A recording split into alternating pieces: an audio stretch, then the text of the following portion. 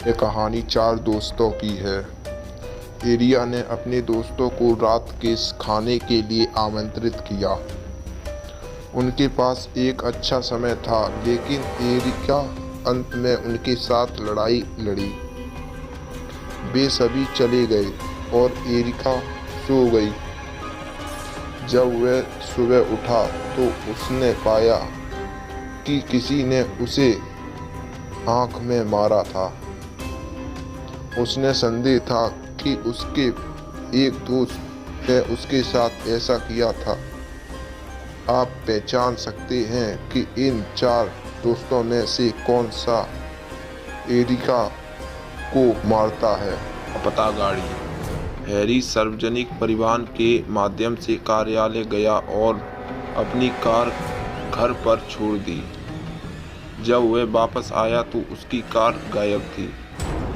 उन्होंने अपने परिवार के सदस्यों से कार के बारे में पूछताछ की। पत्नी मैं रात का खाना बना रही थी, मुझे कार के बारे में नहीं पता। मोनिका मैं पढ़ाई करने के लिए अपने दोस्तों के घर गया।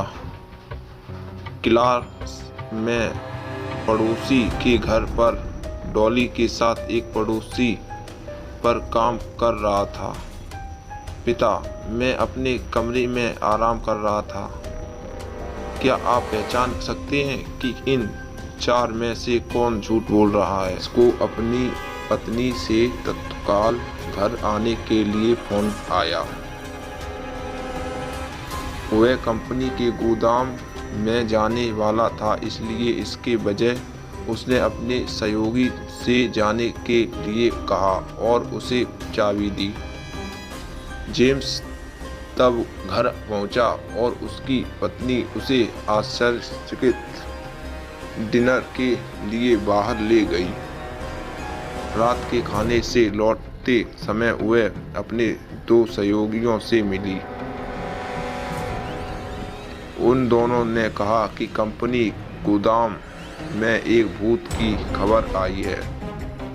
जेम्स ने यह कहते हुए विश्वास किया कि यह संभव नहीं है और घर गया और सो गया। लेकिन जेम्स इस बात को नज़रअंदाज नहीं कर सके, किंतु वह सहयोगी से गाड़ी से और गोदाम पहुंचा। दौरा करने का फैसला किया।